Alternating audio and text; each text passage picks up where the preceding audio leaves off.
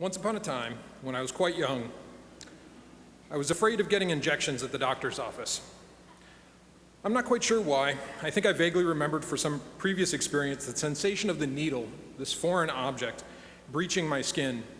It wasn't that it hurt. It was that it felt wrong, and that I was deeply afraid of that wrong.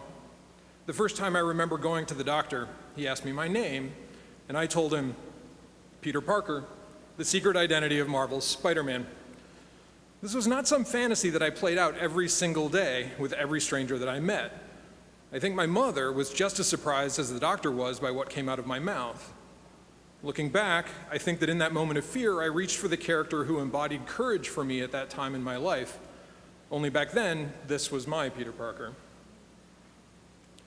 Like my fellow faculty members here today, when I was asked to give a last lecture, I had to think about it for a long time for what I would say, so thanks, Nicole. And as sometimes happens with these things, fate intervened. Someone on my Facebook feed posted a link to an interactive documentary called The Biology of Story, created by a screenwriter named Amnon Bookbinder, which is now my new favorite name, and I'm pretty sure that's what I'm going to tell the doctor the next time I see him. The Biology of Story consists of dozens of short interview clips with professionals and scholars, all discussing the importance of story in the world and in our lives. You really should check it out later today. It's just biologyofstory.com.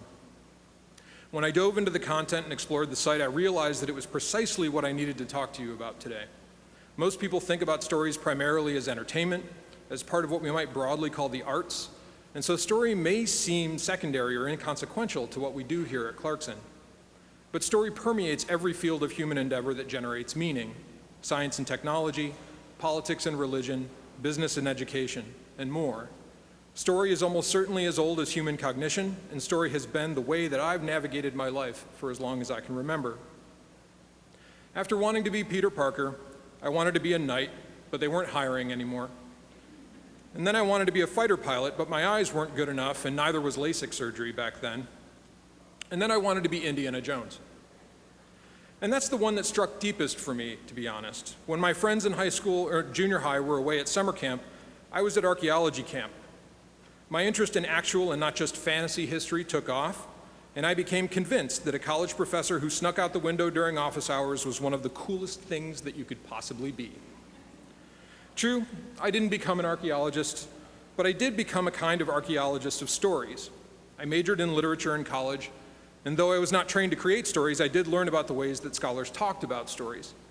During those years, I fell in love with the feelings I would get while sitting in a room peeling open a good story, say, The Great Gatsby, like a ripe fruit. I had taken a sort of raw pleasure in story up to that point, but there was a new thing created by my sharing my thoughts and hearing new thoughts from my classmates and my professors. I think it was the first time that I was able to really understand how we come into contact with other minds. Our thinking seems to be thrown into stark relief when we agree or disagree with someone, but to get a true sense of what and how we think, a real granular feel for just how gloriously weird all of us are, just how fascinating our thoughts can be before they get muddled by fear or anxiety, a good story is often the place to go. And well, I wanted more of that. As you might imagine, we don't have a lot of stories for what English majors can become, writers and teachers, basically. I wanted to be both of those things, but I wanted something else. I wanted adventure, I wanted to be useful, and I thought what I knew about stories could be useful outside the classroom. So when I left college, I joined military intelligence. I learned a lot of stories there, and I learned how to tell stories as a way of helping other people make decisions. As Maverick taught us, I could tell you those stories, but then I'd have to kill you. For most of my time in military intelligence, my job was to learn as much as I could about countries like Bosnia, Iraq, and Iran, so that when given available intelligence reporting, I could make reasonable guesses about what they were planning to do in the near future. A good intelligence professional does this by contextualizing that information in a medium specifically designed to convey intention. And stories are a medium of intention like no other. Back then, if you told me about a spike in Iranian naval activity near the Straits of Hormuz, I could tell you stories about their annual schedule of training exercises, which, like any military training, doubles as training and displays of force. Nothing to see here, move along. Though that job was often both exciting and fulfilling, I found that what I really wanted was to return to the classroom, the place where I had so often before encountered the unknown.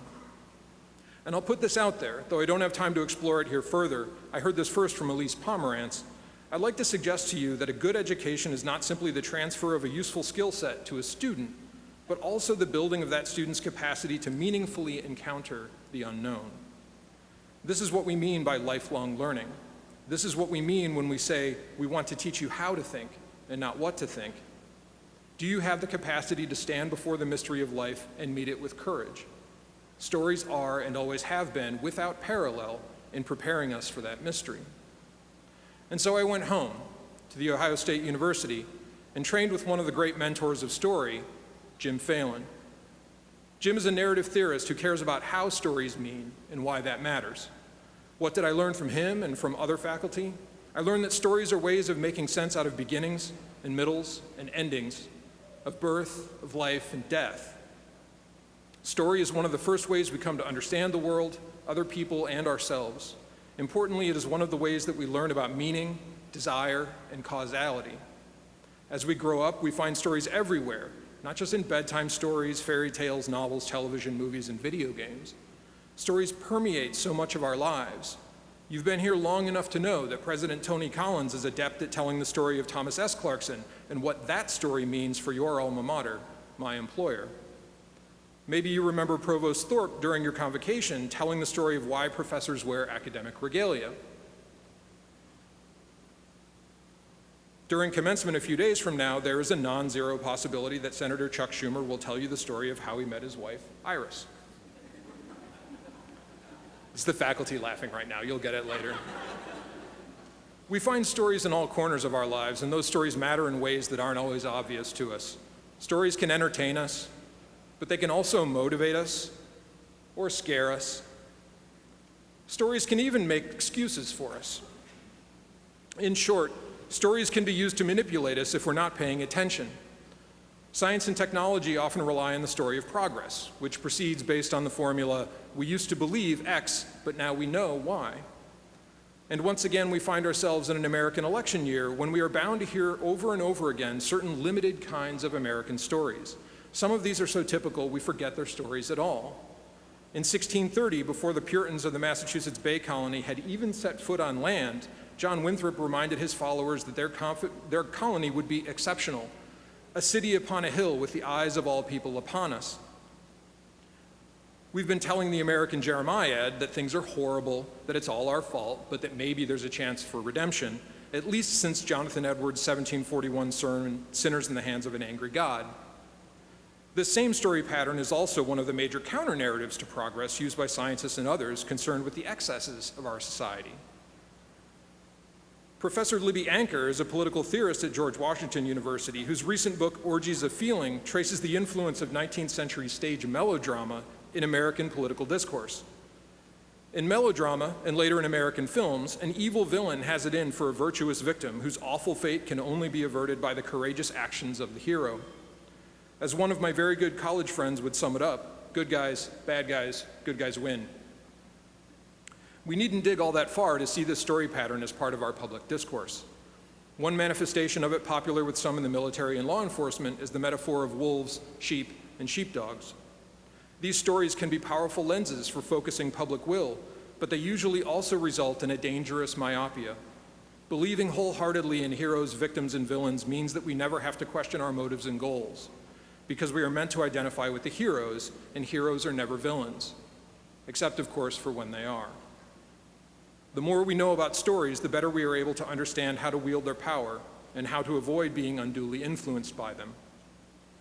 Joseph Campbell, the famous mythologist who wrote extensively about what he called the hero's journey, one of the core myths that appear in various forms throughout virtually every culture on earth. Campbell gives us a way to think about all of us as linked through story. He gives us a way to think about our lives as mythic tales. As you can see here, the journey is often represented as a circle, though it's truly more of a spiral. The hero, who for Campbell is not necessarily virtuous or good, is called to adventure and leaves home, sometimes reluctantly, to enter the supernatural world, undertake trials and hardships, descend into the underworld, defeat the shadow or monster, win the magical boon, and then leave the supernatural world to return to the village, bringing the mystical prize along for the benefit of others. I submit to you that this is precisely what you have done, what you are still doing. You left home to enter this supernatural world of academia, some of you reluctantly. During your freshman year, you may have found yourself in the belly of the whale in a calculus exam or an off-campus party. It was a moment when you could have honestly quoted Dorothy Gale in The Wizard of Oz. I've got a feeling we're not in Kansas anymore. But with the help of allies and mentors, you met the challenges and trials and temptations of this place in your quest for the magical boon that you could bring back to the village. You might be wondering by now what the boon is. What is that thing you're supposed to get and bring back with you? It's a great question, and the answer is not always simple. It's not just sitting on a pedestal somewhere on campus where you can go look at it and then figure out how to swipe it without setting off all of the deadly traps. In fact, identifying the boon of a college education is one of the things people argue about most when they argue about education. What is it that you're paying for? What makes all of this worthwhile?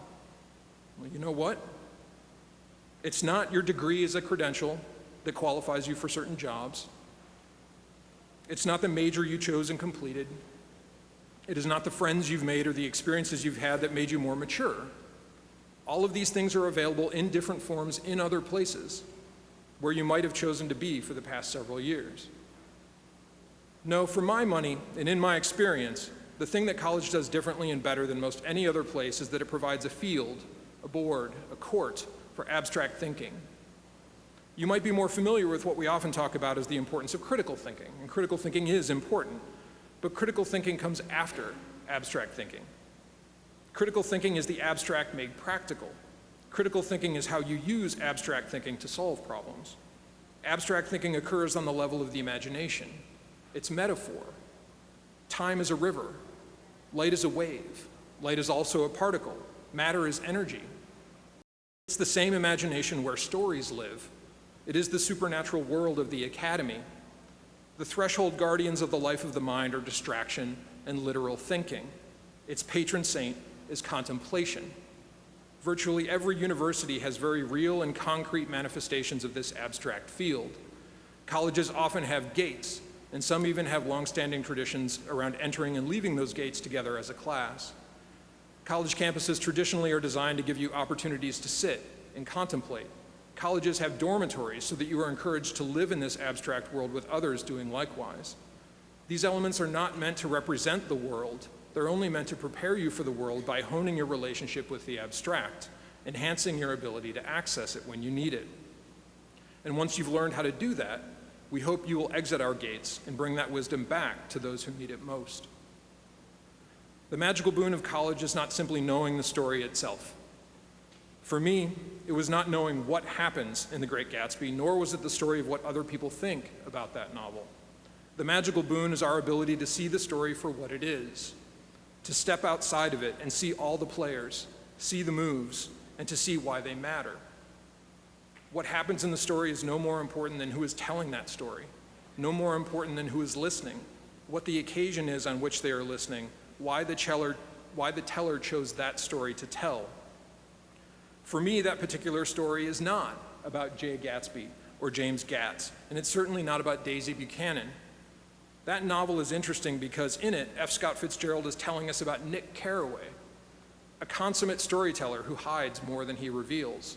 In telling us about Gatsby, Nick is trying hard to tell us about himself at the same moment he desperately wants to hide away from the world. It is a remarkably human book, but not because Gatsby is an adolescent romantic who will do anything for love.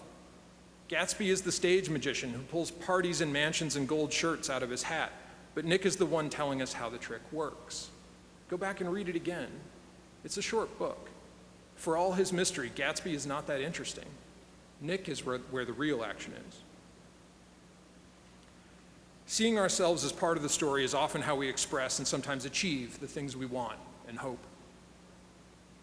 The more we know about stories, the more we know about ourselves. At the same time, changing our stories can change the world. Each of us wants to succeed. It's one of the core stories of our contemporary society. But we are living the story of more, while ever-mounting evidence indicates we should be living the story of enough. So what happens if instead of each of us, the story becomes about all of us? You've made it around the spiral at least once already. You'll likely do it again and again. And as you do, remain open to being something other than the hero. And remember that not all stories are even about heroes. Take every opportunity to help someone else tell their story. Above all, be prepared to listen. Be an ally and a mentor and even a trickster when you see that other heroes need them. And someday, it's possible, you may be called upon to be someone else's antagonist. It's a noble thing when your cause is just and your motivations are clear, but remember, and this is what games teach us, you may be the antagonist in that story, but you never have to be the villain. More melodrama is not what we need. Thank you.